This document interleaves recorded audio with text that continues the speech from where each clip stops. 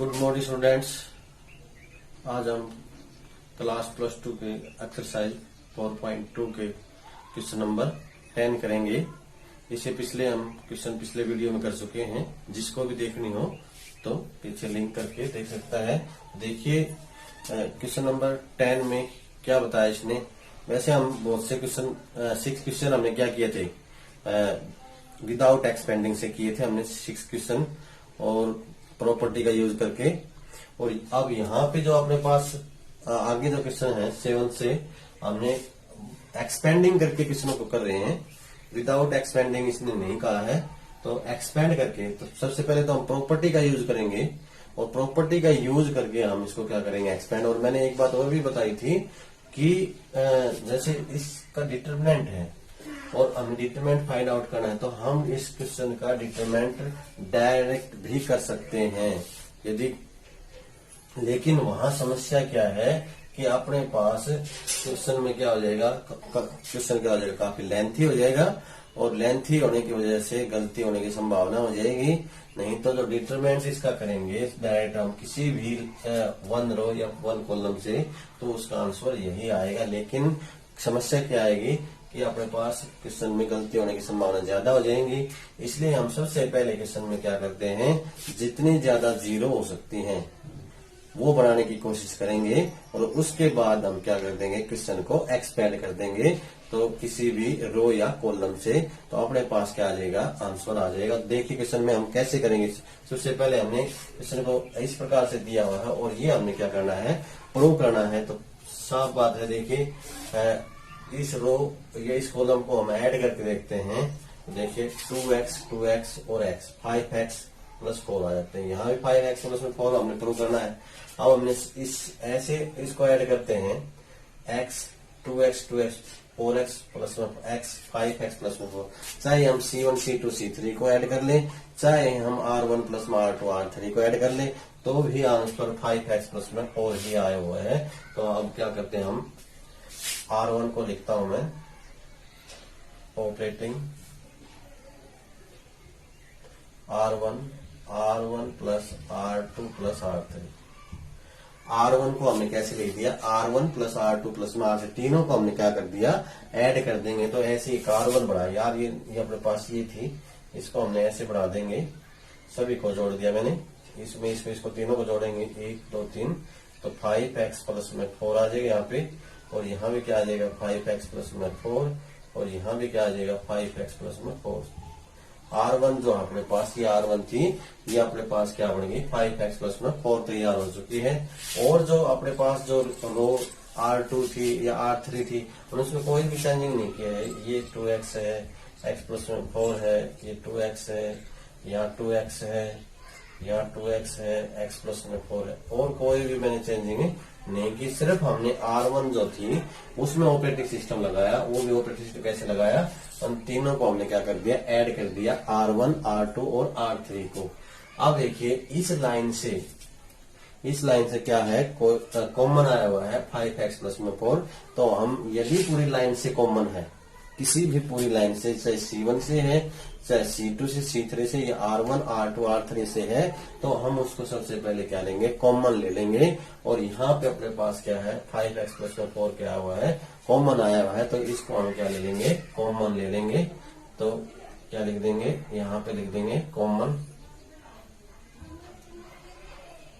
5x + 4 from R1। R1 से क्या ले लिया हमने, 5x + 4 को क्या ले लिया हमने, कॉमन ले लिया।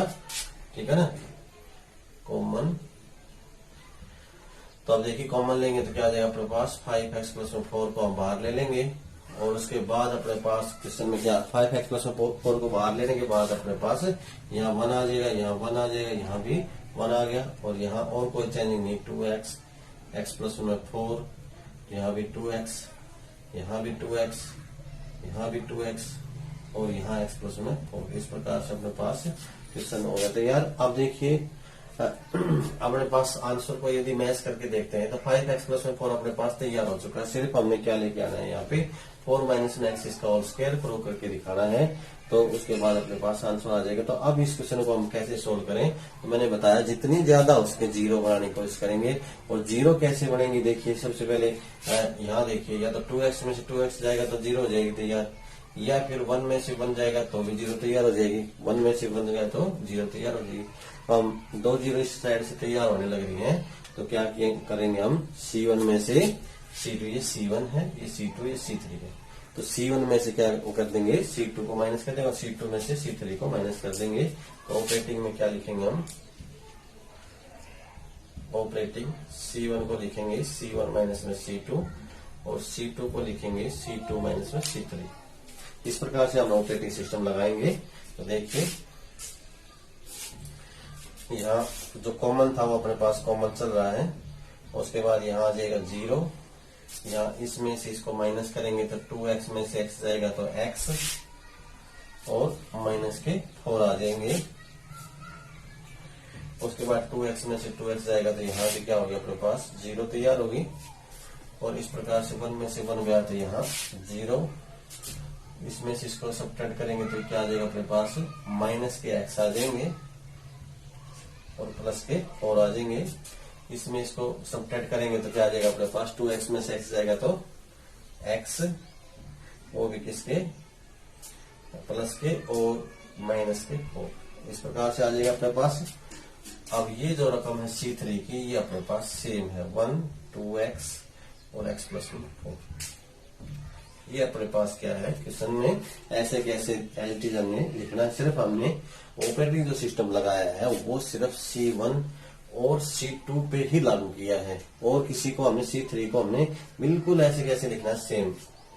सिर्फ हमने इस C1 1 में से 1 गया जीरो, और इसमें से इसको हमने सब्ट्रैक्ट किया, 2x में से x जाएगा तो x आ गया, और ये माइनस के हो जाएंगे 4, और 2x में से 2x जाएगा तो जीरो, और इसी प्रकार से 1 में से 1 जाएगा तो जीरो, और इसमें से इसको सब्ट्रैक्ट करेंगे तो कितना आ जाएगा अपने पास, माइनस के x और प्लस के 4, और इसको हम करेंगे तो इसी प्रकार 2x में से x जाएगा तो x और माइनस में 4, और इस प्रकार से।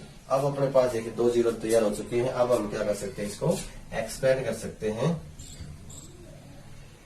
एक्सपेंडिंग बाय R1 से हम इसको क्या कर सकते हैं, एक्सपेंड कर सकते हैं। आपके पास ये R1, और इस R1 से हम क्या कर सकते हैं, इसको एक्सपेंड कर सकते हैं। तो देखिए एक्सपेंड करेंगे तो अपने पास सीधी सी बात है, ये जो कॉमन था अपने पास वो तो लिख देंगे हम 5x प्लस में 4, और उसके बाद अपने पास जीरो है, जीरो किसी से मल्टीप्लाई करेंगे जीरो, फिर जीरो है, जीरो किसी से मल्टीप्लाई करेंगे जीरो, और फिर उसके बाद है 1, उसके बाद इस लाइन को छोड़ देंगे हम, इसको छोड़ देंगे, इसके साथ मल्टीप्लाई तो x माइनस में 4, इसका क्या हो जाएगा, मल्टीप्लाई करेंगे तो होल स्क्वायर, और यहाँ इसके साथ मल्टीप्लाई करेंगे तो जीरो आया हुआ है, ठीक है ना। क्रॉस मल्टीप्लाई करेंगे इसके साथ, इसके साथ 1 को छोड़ देंगे, इसको लाइन को, और इसको इसके मल्टीप्लाई करेंगे तो इस प्रकार से x माइनस में 4 इसका होल स्क्वायर आ जाएगा। अब देखिए 1 की इसके साथ मल्टीप्लाई करेंगे तो अपने पास क्या आंसर आ जाएगा, 5x प्लस में 4, और क्या आ जाएगा x माइनस में 4 इसका होल स्क्वायर। अब देखिए अपने पास यहाँ 4 माइनस में x है, और यहाँ x माइनस में 4 आया हुआ है, तो हम इसको चेंज भी कर सकते हैं। माइनस का निशान हम कॉमन लेकर के उसका होल स्क्वायर करें तो अपने पास प्लस का ही हो जाएगा, तो 5x प्लस में 4, और यदि माइनस का निशान हम कॉमन लेकर के करें, माइनस का निशान कॉमन लेकर इसका होल स्क्वायर करेंगे तो 4 माइनस में x इसका होल स्क्वायर भी हम लिख सकते हैं, ठीक है ना। माइनस का 1 कॉमन ले लिया हमने, और उसका स्क्वायर करेंगे तो माइनस माइनस की 2 बार मल्टीप्लाई करके प्लस का हो जाएगा, तो इस बात को हम ऐसे भी लिख सकते हैं।